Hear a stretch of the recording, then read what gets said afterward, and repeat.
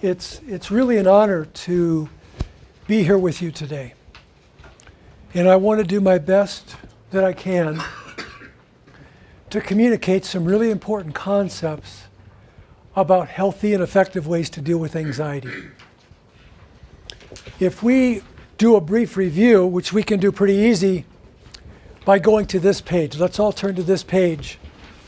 And you'll remember that this is kind of our cheat sheet for dealing with anxiety and using ACT therapy. So a couple of key concepts that we've talked about are, first of all, the bluebird of happiness, that we all want to be happy.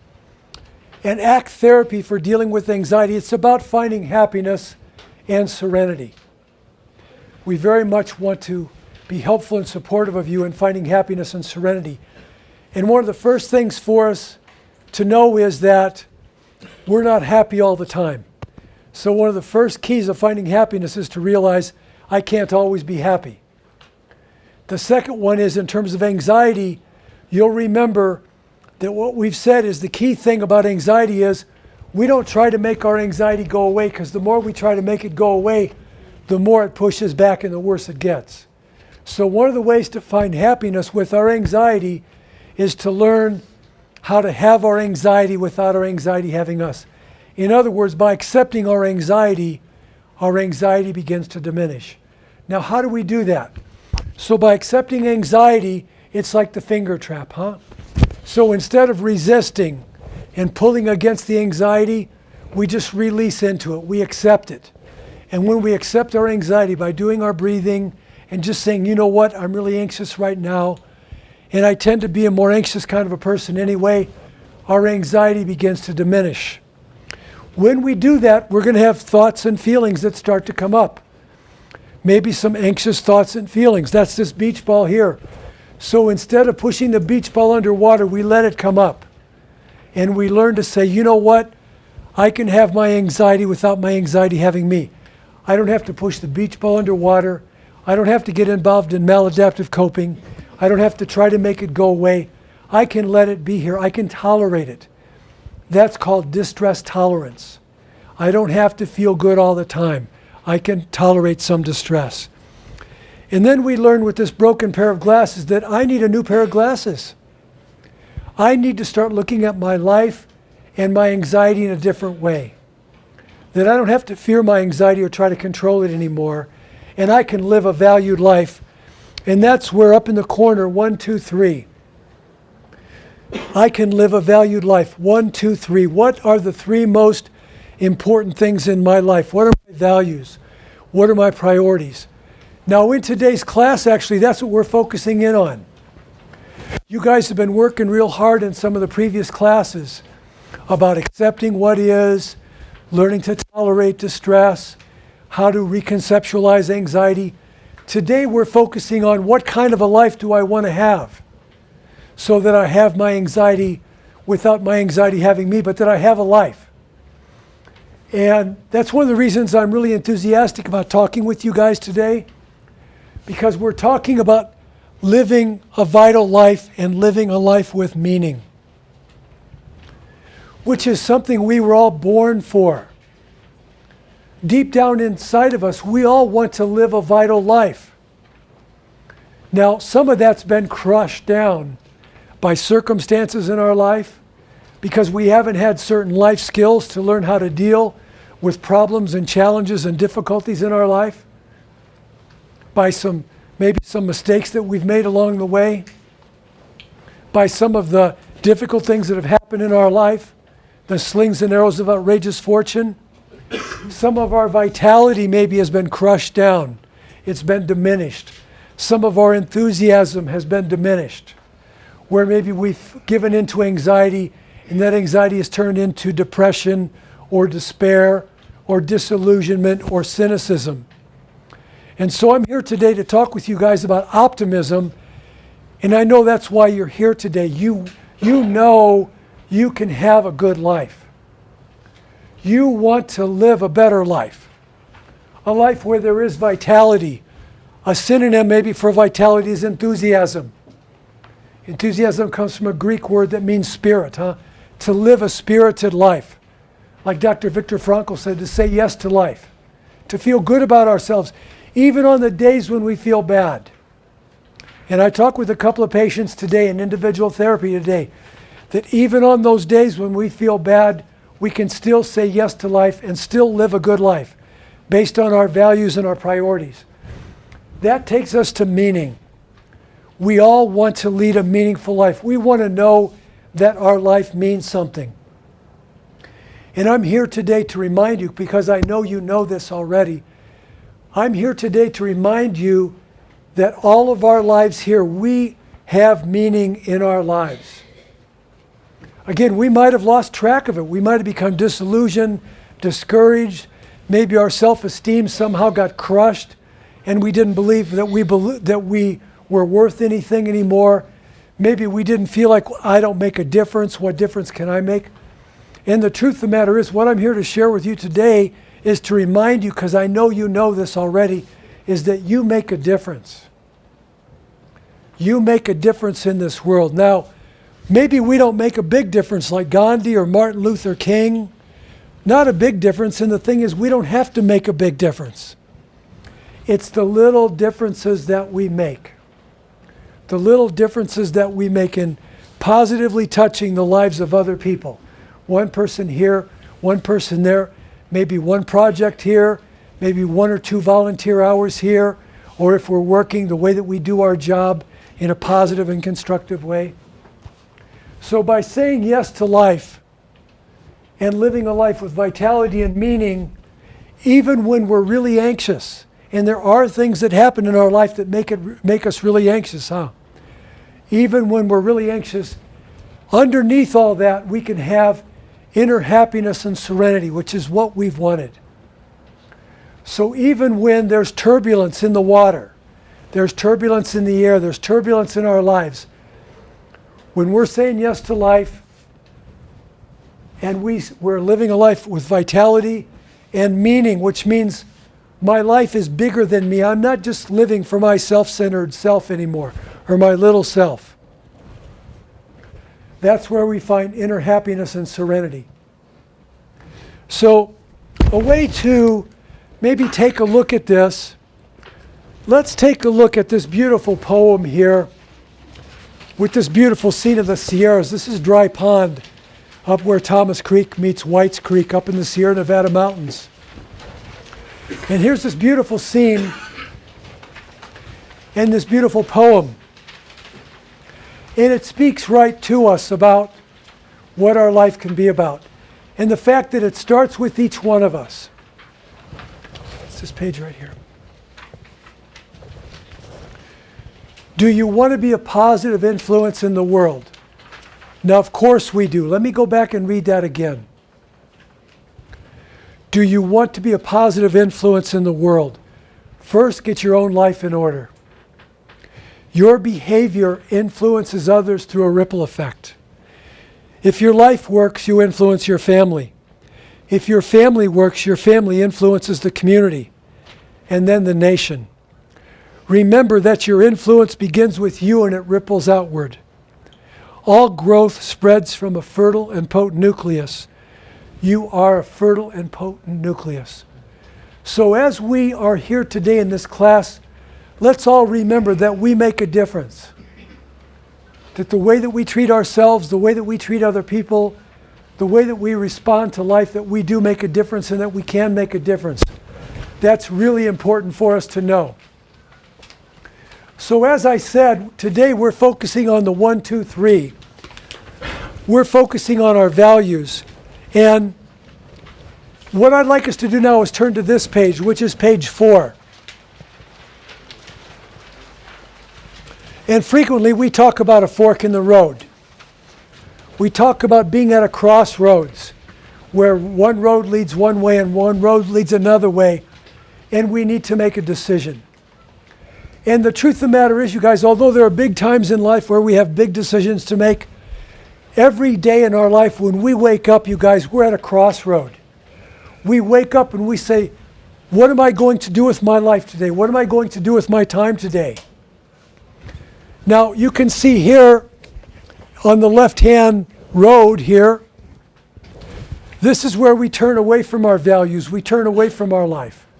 Instead of saying yes to life, we shy away. We get involved in maladaptive coping. We hide under the covers. We withdraw from life.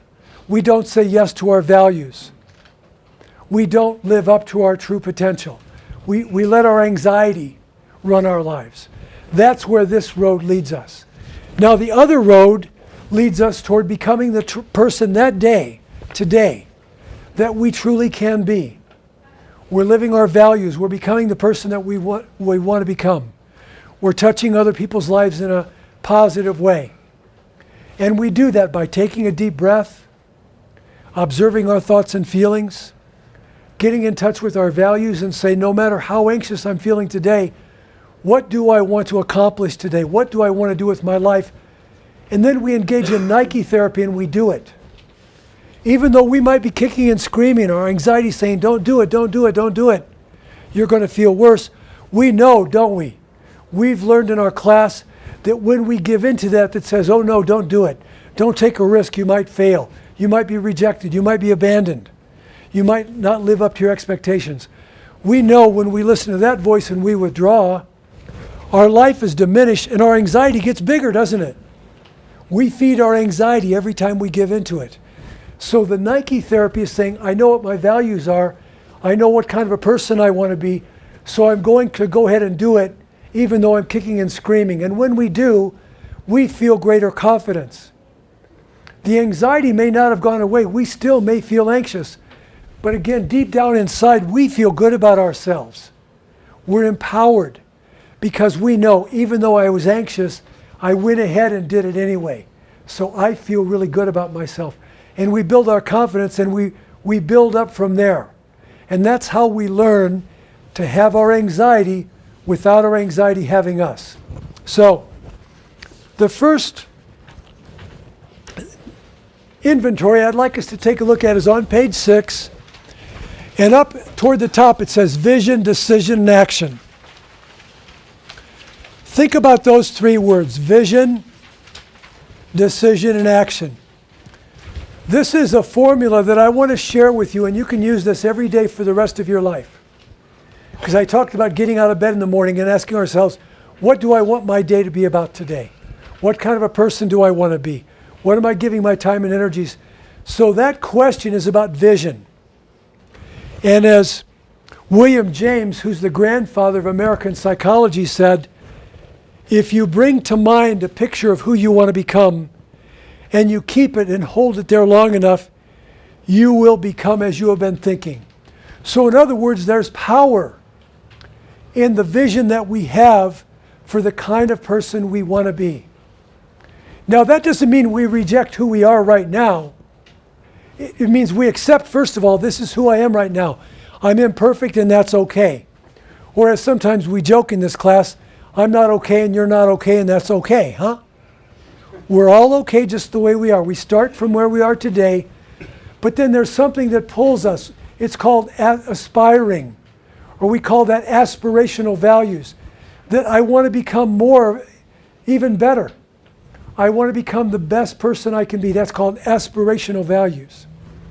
And so William James said, think about the person you want to become. What characteristics do you want to have? Sometimes we might see that in another person that we know. A friend, a person in our support group, a teacher, a mentor, someone that we just know in our life. And we go, wow, they're really patient, they're really kind, they're compassionate, they're intelligent, they're open-minded. I'd like to be more like that person. So that's one of the ways that we know, I like that quality, I want to become more that way. So we don't start off by rejecting ourselves and putting ourselves down. We accept ourselves, but we say, I want to become more than I am. I want to be the best person I can be. So we do that by thinking about, look at this list here, you guys, 4 columns of different qualities that are human qualities. Now, I'm not going to read these all right now. You can read these yourself or talk with your guide, whoever your guide or mentor is in your life. But look at some of these qualities. Being more compassionate, having greater integrity, which is to be honest and whole. I want to be reliable. I'd like to have better relationships. I believe in justice. I want to do the right thing for me and for other people. I want to grow in humility. I'd like to be a wiser person. I want to develop my spirituality. I'd like to have more joy in my life, or I'd like to have more fun.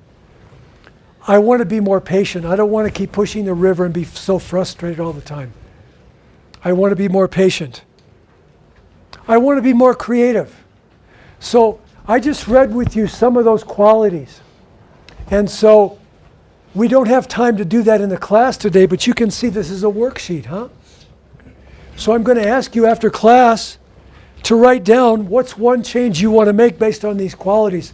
What quality would you aspire to have be a greater quality in your life? What change do you want to make? Then the next question is, when do you want to make that change? Do you want to start today or tomorrow or next week? When do you want to start doing that? What resources do you need to do that? Do you need to read more, study more? Do you want to have a mentor who might be a psychologist, a priest, a minister, a rabbi, a sponsor, a service coordinator, a good friend? What resources do you need to accomplish that?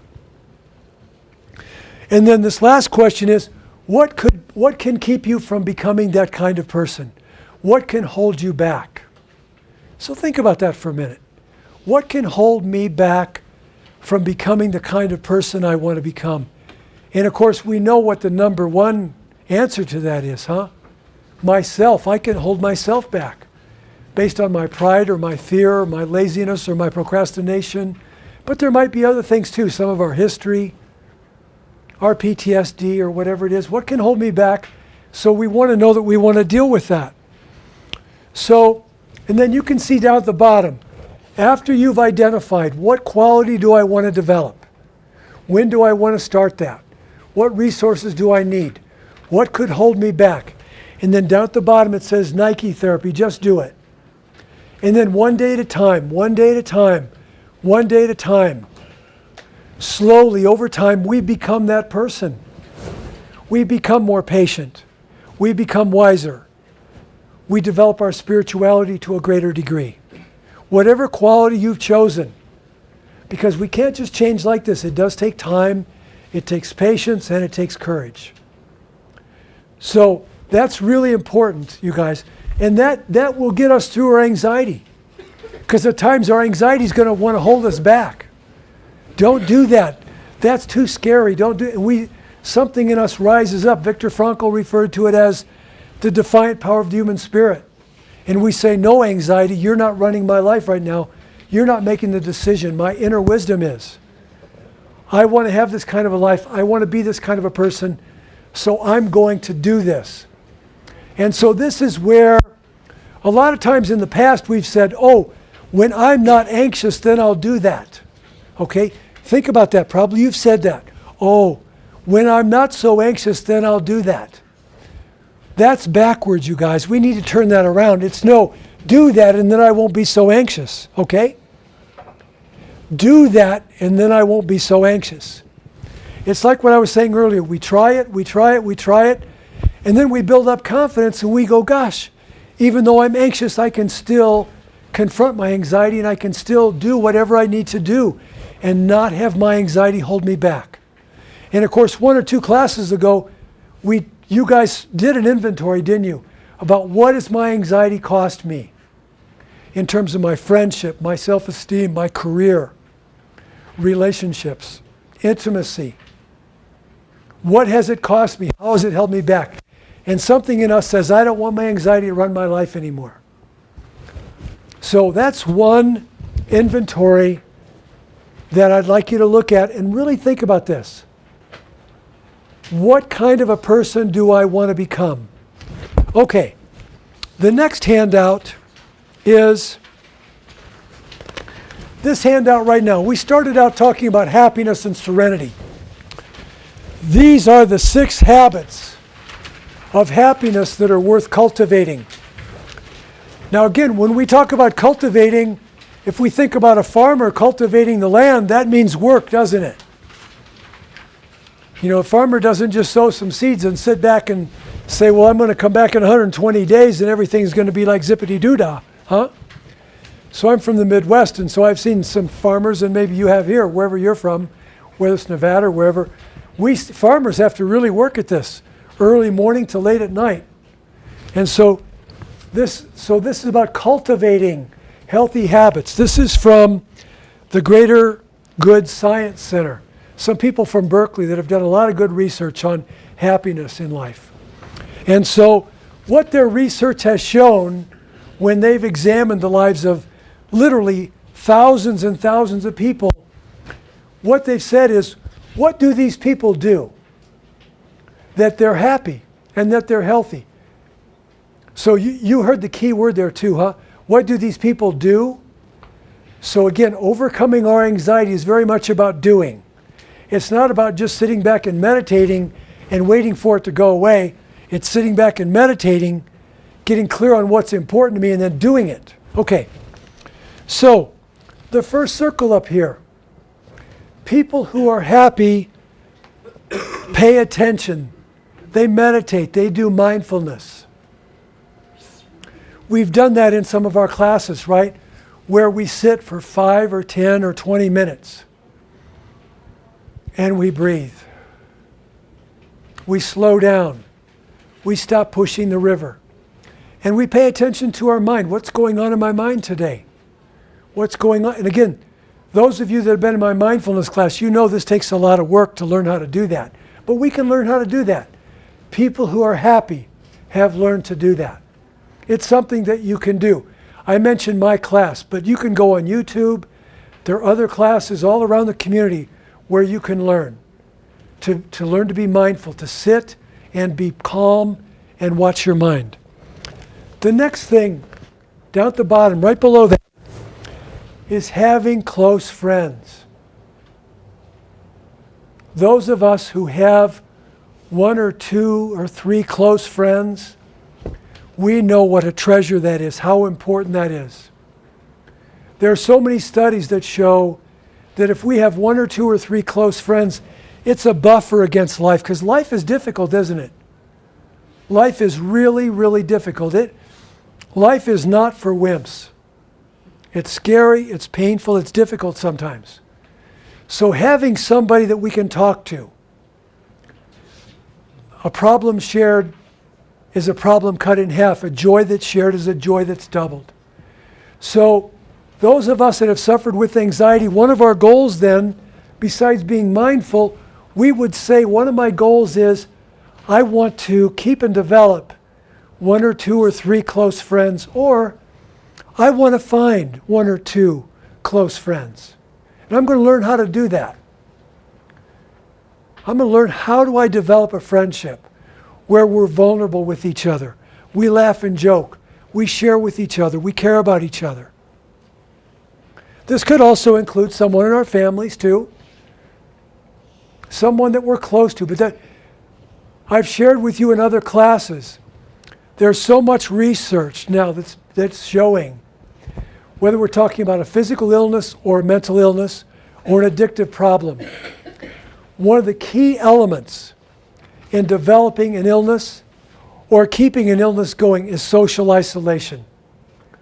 And social isolation means I feel like I'm all alone, nobody knows me, nobody understands me, nobody cares. And many of us have been there. That's hell. I think that's hell, isn't it? And of course, when we feel that way, we would feel very anxious, wouldn't we? Oh my gosh, I'm all alone, nobody cares. So, we're talking about cultivating happiness, learning to overcome our anxiety and having a good life. So the second thing we would say is, one of my goals is, I want to learn how to have, first of all, just fellowship and friendship. Other people, maybe that are on the same recovery support network that I'm in. And then from developing some of those friendships, maybe we learn how to develop deeper friendships. And then maybe we also develop a really great intimate relationship, a really deep, loving relationship with somebody special. So please think about that as a goal. The next one here, the big circle in the middle, says giving thanks. By the way, all these things are research-based, you guys. And research shows if we will stop every day and ask ourselves, what do I have to be grateful for today? This will help us be healthier. It'll help us be happier. It, again, will take the edge off of our anxiety when we stop and realize, my goodness, when I stop and think about, I do have so much to be grateful for today. Just do that yourself right now. Just think about that. What do I have to be grateful for today? And again, sometimes gratitude is a feeling. It's like, wow, when I stop and think about it, my mind gets racing with happiness and my heart feels warm and I just feel great because I realize how much I have to be grateful for. However, you guys, some days when we're having a really bad day with anxiety, a bad day feeling lonely, a bad day with depression, a bad day when we're craving some of our old bad habits or our maladaptive coping and we're fighting those things, this is important to remember. Some days gratitude is a feeling, but other days gratitude is an attitude, huh? So even on the days when I don't feel so good, I don't feel so zippity-doo-dah, I can still make a gratitude list. And after I make the gratitude list, I say to myself, what can I do to pay it forward? Viktor Frankl called this self-transcendence, getting outside of my little self. What can I do to make somebody else's life better? Because I've been blessed in my life with a roof over my head and a meal today and a bed to sleep in today. And I know so many people who haven't had that or other blessings we've had in our life. What can I do to make somebody else's life better? And again, we read that poem earlier about the ripple effect, huh? By touching somebody else's life, then they touch somebody else's life, they touch somebody else's life. Do you see the ripple effect we can have, you guys, by sharing our gratitude? And we can feel so good about ourselves and say, you know what? Today I'm part of the solution. I'm not part of the problem. I'm part of the solution. And I'm making the world a better place in little steps at a time. Up here in the upper right-hand corner, dropping grudges. Forgiveness is so important, isn't it? One of the things that makes us anxious is when we hold on to a resentment. I don't like this person. I'm going to get back at this person. I hate this person. If I ever have a chance to get... So those kinds of thoughts and negative, pessimistic, ruminating, resentful thoughts, it hurts our heart, it hurts our gut, it hurts our head. It makes us feel very anxious. Again, it makes us feel very alone. It makes us feel antagonistic, like the world is a violent place. So research will show if we will say, I forgive that person for what they did to me. We may not feel it. This is where we want to remember, forgiveness is a decision, it's not a feeling. So when we say, I'm going to let go of this, I am deciding to forgive so-and-so for what they did to me, all of a sudden our anxiety over time, as we have more forgiveness and less resentment, less of a grudge, our anxiety will diminish. And our spirit life, our vitality will be so much greater. Because you have to spend a lot of energy disliking or hating somebody, don't you? And if we're forgiving them, all of a sudden we have more vitality to give to our life. So we're less anxious. So if you've been troubled by not forgiving someone, make a decision today to say, you know what? I'm going to forgive that person for what they did to me. Now again, it's one thing to make a decision. If you've been traumatized, if you've been really deeply hurt, I know we can't just snap our fingers and say, I forgive them. That's the beginning. But if you need to speak to someone that you trust and you know cares about them and have some deep conversations about how you were hurt to help you let go, please go ahead and do that. So make a decision, but if you need to talk to somebody to get some support to let go, also do that. The next one down at the bottom here, it says get moving. Research shows that for mild and moderate depression, anxiety as well as depression, exercising 30 minutes every day is just as effective for most people as medication. So for mild or moderate anxiety or depression, if we're out there exercising 30 minutes a day, it's very effective. It's just as effective as medication. Now, if you have a severe case of anxiety, exercise alone will not help you so much with that, but it will certainly help. The therapy that you're doing, the medications you're taking, the changes you're making with your nutrition. So ask yourself, can I get out and exercise for 30 minutes every day? You don't have to join Gold's Gym and pay $30 a month and work out at the gym. You can walk around the block, walking to the bus stop, walking around Virginia Lake. Just walking for a half an hour every day will begin to have an effect physically, mentally, emotionally, and spiritually in your life. It will reduce your anxiety. It will also reduce your depression. And then this last circle over here says practice kindness. We know, generally speaking, when we stop and think about it, what we give out, we get back, huh? So when we practice kindness, just for starters, when we're kind, when we're courteous, when we're civil, when we're compassionate with other people, first of all, we just feel better about ourselves. Because we know deep down inside that's the kind of person we really want to be. We don't want to be mean or grouchy or have rough edges or have people be afraid of us. We don't want to live that. But when we live that life, because sometimes we're caught up in bad habits, aren't we? We get caught up in bad habits and we say the world's a tough place, so you got to be a tough person. And if you don't act tough, people are going to take advantage of you. Well, we know that's not true. So deep down inside, we all want to be kind people.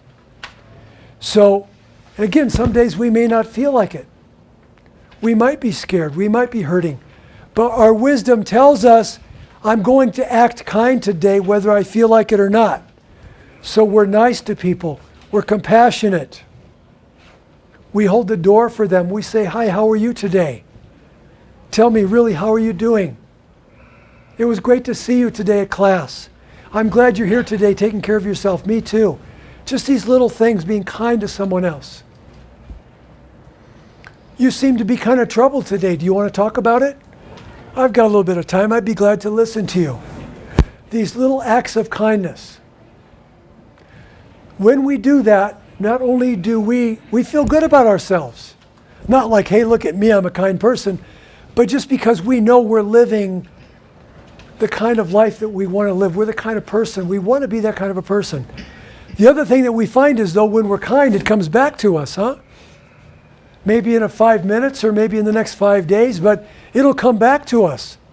Where when we're having a really hard time, gosh darn, if it doesn't work out, somebody's there for us, somebody's kind to us. And we really needed it that day, huh? So someone's kind to us. So stop and take a look at these 6 circles. And ask yourself, what do I want to do to have a better life? To be the kind of person I want to be. And in doing that, you guys, I will share with you your anxiety. Those of you that have had problems with anxiety, by focusing on these 6 things and doing it, your anxiety one day at a time, it will diminish without you even being conscious of it or trying to make it go away. Because see, that's the whole key, huh? ACT therapy is about acknowledge our anxieties there, but living our life anyway. It's not focusing on my anxiety and saying, what can I do to make it go away? It's like, you know what, I'm going to live my life anyway. And then before we even know it, we find I'm less anxious, I'm less anxious, I'm less anxious. Now, another really important aspect that we started talking about at the beginning of class, and we want to return to that, is the second to the last page. It's called Meaningful Living.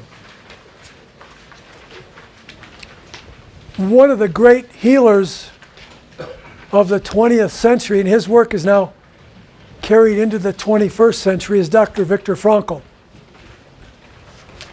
a great psychiatrist who survived Auschwitz, and said he wanted to teach people, how do you survive really difficult times, terrible times? How do you bounce back? How do you be more resilient?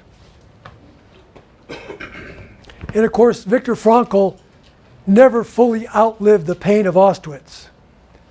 But he never let the pain of Auschwitz run his life. Just like us, he let his values, the 1, 2, 3, he let his values make his decisions for him. So when he was freed from Auschwitz and he lived 50 more years, and he was a psychiatrist and he helped tens of thousands of people, it was that desire to help other people that drove his life, not his pain didn't keep him hiding under the covers. And so in his wisdom, what he discovered is, in terms of knowing this about himself, and then also knowing us as human beings, he said, you know, it seems that there are 3 things that give our life meaning. And the other thing that he discovered was, now think about this for yourself for a minute. But what he said is, living a meaningful life is the most important thing in life. So stop and think about that for a minute. And he said, if our life has meaning, we can put up with all kinds of bad stuff. If I know that my life has meaning, like my friend is counting on me, my family's counting on me, my people at the support group are counting on me, the people here or there are counting on me, that my life makes a difference, that I'm giving something to life, and my life, that when we have that sense about ourselves, and it's there for all of us. Now, sometimes we lost it. And he said sometimes we get lost and we lose track of it. That's called a big old fancy term called the existential vacuum, which means we've lost track of the meaning in our life. But the title of one of his books is called Man's Search for Meaning. He said, if you don't feel that meaning, search for it, you'll find it. So again, think about your life, talk to your guide or your mentor, talk with your friends, maybe read Viktor Frankl's book, Man's Search for Meaning, to say, what is the meaning in my life right now? And when we have meaning, you guys, our anxiety and our depression go to the background, which is one of the key things about ACT therapy. Again, it's not to make it go away. It's to go ahead and live a great life, whether the anxiety's there or not. So what are the 3 ways? And logotherapy is very congruent with ACT therapy. They're like brothers and sisters. They just fit together just perfectly. So down at the bottom, and maybe you can take some time to read this after class, but down at the bottom, the first thing that Frankl talked about is creative values. Creative values is a fancy term that means I have talents and gifts and experiences. What am I doing with my talents and my gifts and my experiences to make the world a better place? So think about that for a minute right now, and think about that after class. What am I doing with my talents and my gifts to make the world a better place? Now again, none of us here, I don't think, maybe we will, but none of us here is going to be like Martin Luther King or Gandhi or any of the big changers of the world, huh? In my own little way, what am I doing? My little ripple effect. What am I doing? So this gets us back to intention. What is my intention to make the world a better place? What is my intention to be the best person I can be? What is my intention? How am I using my experiences and my talents and my gifts to make the world a better place? That's one, okay? So think about that now and think about it after class. The second one is called experiential values. Again, a big old term, experiential values. So the first one is, what am I giving to the world? The next one, experiential values, is what am I letting the world give to me? So Dr. Frankl in his wisdom knew that we're all here on this planet and we need to do things that we enjoy, things that we like, things that feed our spirit, things that we say, that means so much to me, I love that.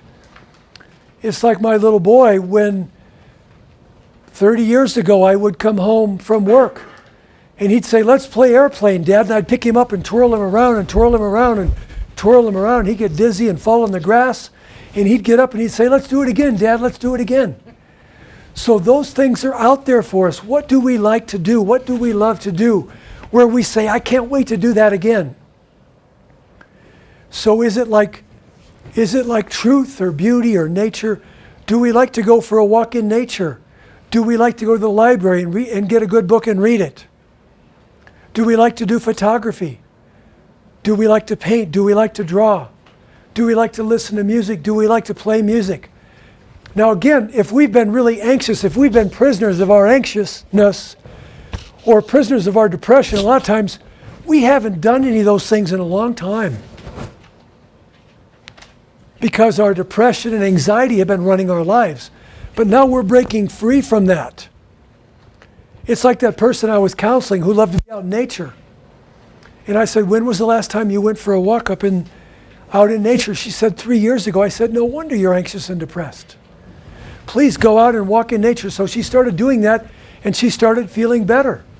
Less anxious, less depression, but more than that, she felt alive. So ask yourself, what is something that I love to do?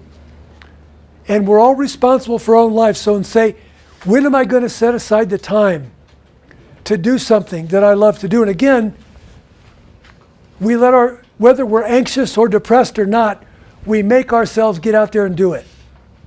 We don't say, oh, I'll do it when I'm less anxious. Or, oh, I'll do it when I'm less depressed. We say, no, I know this would feed my spirit. And I would feel good about my life and good about myself if I did something that I enjoyed. So I've identified this one thing that I like to do, and I may need to force myself. I may need to do Nike therapy. I may need to force myself to do it. But gosh darn it, I'm going to do it because it's my life. And this is not a dress rehearsal. I'm not going to get another chance. So I'm going to take the bull by the horns. I'm going to get out there and put myself in a position to do something I enjoy. Now, the third way that Dr. Frankl talked about, and we've only got a minute here, is he said this is called attitudinal values. And attitudinal values means when bad things happen to good people. So when we're in the midst of something really bad happening to us, we don't give into it. We don't give into it. We pull ourselves off the couch, we pull ourselves out of bed, and we get in the flow of life with grace and courage and beauty. And we get out there and make a difference in life. And that way we get to have a life, and we are a model to other people who might be suffering with some of the same issues that we are. So, as we're wrapping up here, the key words, you guys, are, yes, I can have a life. Yes, I've been troubled with anxiety. Yes, maybe I'm still anxious today. But yes, I can have a life, and yes, I can do it, and yes, I'm going to get out there and do it.